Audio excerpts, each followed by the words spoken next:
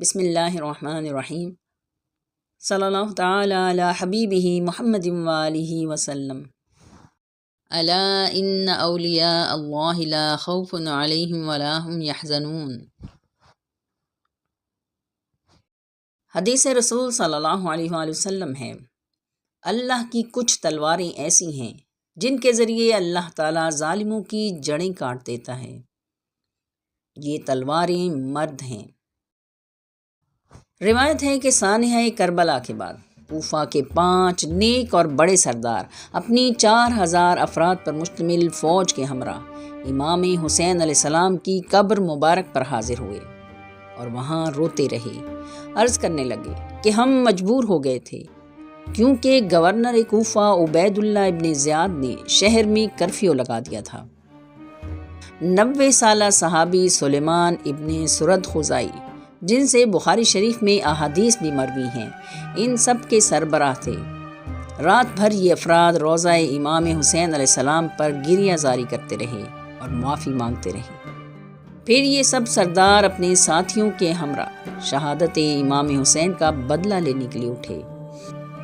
یہ گروہ توابون کہلایا، یعنی ندامت والے لوگ۔ جب توابون کے لشکر نے قیام کا ارادہ کیا تو اس وقت جناب مختار ثقفی قید میں تھے۔ انہیں پتہ چلا تو سلیمان ابن سرد خزائی کو خط لکھا کہ صبر کریں اور مجھے بھی اپنے لشکر میں شامل ہونے کا موقع دیں، مگر لشکر توابون نے ایسا نہ کیا اور گورنر کوفہ عبید اللہ ابن زیاد، جو کہ ایک بدکردار، ظالم اور مکار شخص تھا، اس کی فوجوں کے ساتھ عین الورد کے مقام پر جنگ ہوئی اور یہ سب شہادت کے درجے پر فائز ہوئے۔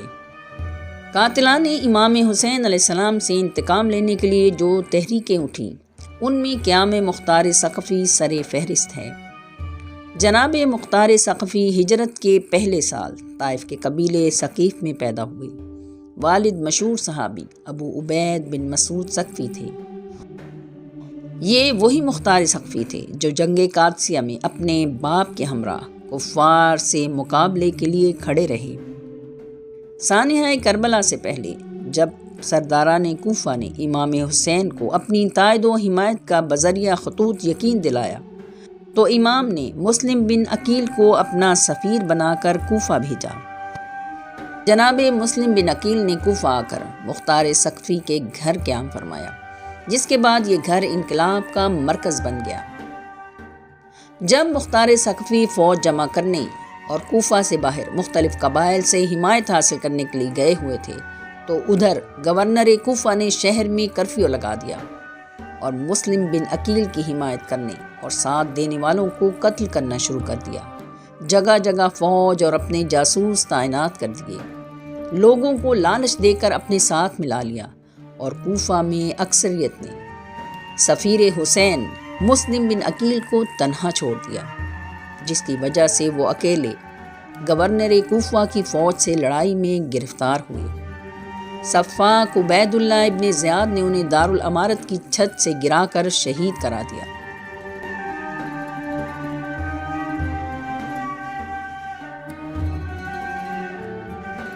واپسی پر جناب مختار ثقفی کو بھی گرفتار کر کے قید میں ڈال دیا گیا۔ ابن زیاد نے ان کے قتل کا بھی حکم نامہ جاری کر دیا اور جب انہیں اپنے دربار میں بلایا تو کہا، اے کافر، اے زندیق، تو ہمارے خلیفہ یزید بن معاویہ کے خلاف لوگوں کو بھڑکاتا ہے۔ یہ سن کر مختار ثقفی پہلے ہنسے اور پھر اپنا نچلا ہونٹ کاٹنا شروع کر دیا۔ ابن زیاد نے طیش میں آ کر کہا، تم نے 2 متضاد کام بیک وقت کیوں کیے؟ تو مختار نے جواب دیا، یا عبید، یعنی او چھوٹے غلام، ہنسا ہوں خوشی سے اس یقین کے ساتھ کہ میں کامل حبدار ہوں۔ جسے حضرت علی المرتضیٰ کی محبت میں کافر نہیں کہا گیا، وہ کامل الایمان نہیں ہے، اور میں نے اس افسوس سے لب کاٹے ہیں کہ تو نے کتوں اور بندروں سے کھیلنے والے شرابی کو مومنین کی عمارت کہا۔ مجھے وہ مومن تو دکھا جنہوں نے اسے امیر بنایا ہو۔ یہ سن کر ابن زیاد نے غصے میں اپنے ہاتھ میں پکڑی لوہے کی چھڑی مختار ثقفی کے چہرے پر ماری، چہرہ زخمی ہو گیا اور تیزی سے خون بہنے لگا۔ مختار ثقفی کہا مار کر ہنسنے لگا اور کہا کچھ اور زخم لگا۔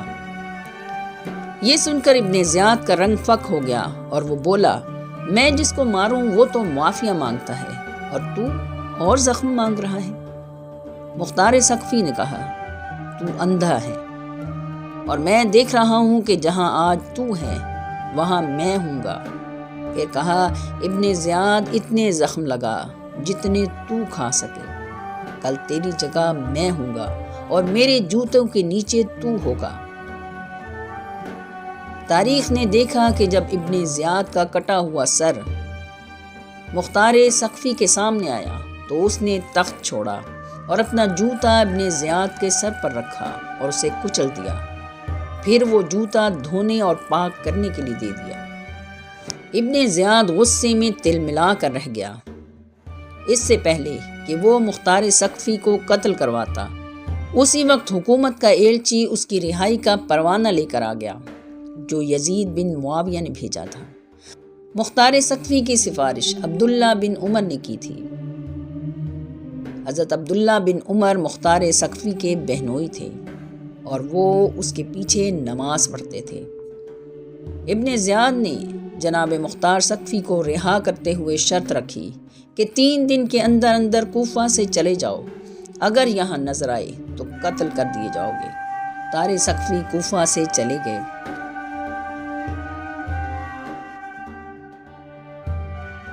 مختار ثقفی بہت بہادر اور بہترین خطیب تھے۔ بہار الانوار میں علامہ مجلسی رحمۃ اللہ علیہ لکھتے ہیں کہ بچپن میں ایک دن مختار ثقفی اپنے والد کے ہمراہ حضرت علی بن ابی طالب علیہ السلام کی خدمت میں حاضر ہوئے تو آپ نے اسے اپنے زانوں پر بٹھایا، سر پر دستے شفقت پھیرتے ہوئے فرمایا اے ذہین و ہوشیار، اور یہ خطاب مختار ثقفی کی ذہانت و فراست کی علامت ہے۔ رہائی کے بعد شہر شہر، گاؤں گاؤں، جگہ جگہ لوگوں سے ملے اور کربلا میں امام حسین علیہ السلام کی شہادت اور اہل بیت رسول کے مظالم بیان کیے اور ایک فوج اکٹھی کر لی۔ سانحہ کربلا کے 5 سال بعد مختار ثقفی کو کوفہ اور عراق پر غلبہ حاصل ہو گیا اور وہ خود قاضی و حکمران بن گیا اور قاتلان حسین علیہ السلام کو چن چن کر سزائیں دینا شروع کر دیں۔ جرم ثابت ہونے پر قتل کا حکم صادر کرتا۔ لوگ حیران ہو گئے کہ یہ شریعت بھی جانتا ہے۔ مختار ثقفی نے سورہ احزاب کی آیت 61 پر عمل کیا، مگر بہت کم لعنت کیے گئے ہیں، جہاں کہیں پائے جائیں گے پکڑے جائیں گے اور قتل کیے جائیں گے۔ جب شہدائے کربلا کے قاتلوں کو مختار ثقفی قتل کرتا تو پہلے پوچھتا تھا تم نے ایسا کیا اور کیوں کیا؟ پھر قاتلوں سے پوچھتا جب امام حسین کو شہید کر دیا تھا، سب کچھ لوٹ لیا تھا، تو اہل بیت اطہار کی مستورات کے خیموں کو آگ کیوں لگائی اور کس نے لگائی؟ کوفی اور شامی فوجی ایک دوسرے کا نام لے کر نشاندہی کرتے اور جواب دیتے کہ اہل بیت کی بیویاں خیموں سے نہیں نکل رہی تھیں، ان کو باہر نکالنے کے لیے آگ لگائی گئی۔ سیدہ زینب امام سجاد سے پوچھ کر خیموں سے دیگر مستورات اور بچوں کے ساتھ باہر تشریف لائیں۔ ان سب کو یزیدی فوجیوں نے کوڑے بھی مارے۔ مختار ثقفی نے اللہ تعالیٰ سے دعا کی کہ یا اللہ اس وقت تک مجھے موت نہ دینا جب تک میں شہدائے کربلا کے قاتلوں کو ایک ایک کر کے قتل نہ کر دوں۔ 3,83,000 بندے مختار ثقفی نے قتل کیے، عبرت کا نشان بنا کر مار دیے۔ کسی نے کہا مختار تم نے ضرورت سے زیادہ بندے نہیں مار دیے؟ تو اس کے چہرے پر شکن آئی اور کہا خدا کی قسم اگر میں روئے زمین کے 3/4 انسان بھی مار دوں تب بھی حسین کی انگلیوں کے پوروں سے نکلنے والے خون کا بدلہ بھی نہیں چکایا جا سکتا۔ میدان جنگ میں بھی مختار ثقفی کے لبوں پر قرآن جاری رہتا تھا۔ ہر دشمن کو پکڑ کر کہتا الحمدللہ، قتل کرتا تھا تو کہتا تھا الحمدللہ۔ حافظ ابن کثیر لکھتے ہیں کہ مختار ثقفی نے قاتلین حسین کو قتل کیا اور مسلمانوں کے دل ٹھنڈے کیے۔ آخر کار حکومت وقت نے ایک سوچی سمجھی سازش کے تحت جناب مختار سقفی کی مقبولیت کم کرنے اور اسے عوام میں رسوا کرنے کے لیے اس پر بہتان لگایا کہ اس نے نبوت کا دعویٰ کیا ہے، اور اس بات کا اتنا پرچار کیا گیا کہ لوگوں نے اس بات کا یقین کر لیا۔ حکومت وقت کی فوجوں نے کوفہ کا محاصرہ کر لیا اور پھر دارالامارت پر حملہ کر دیا۔ مختار سقفی اور اس کے چند ساتھیوں نے کفن پہنے، خوشبو لگائی اور لڑتے لڑتے شہید ہو گئے۔ جناب مختار سقفی بھی دلیری کے ساتھ لڑتے ہوئے مسجد کوفہ میں مقتل امام علی علیہ السلام کے پاس 14 رمضان المبارک 67 ہجری کو شہید ہوئے۔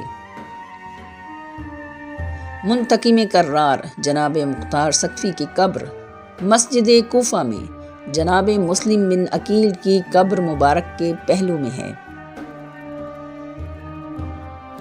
اللہ تعالی ہم سب پر اپنی رحمتیں اور برکتیں نازل فرمائے، آمین یا رب العالمین، آمین۔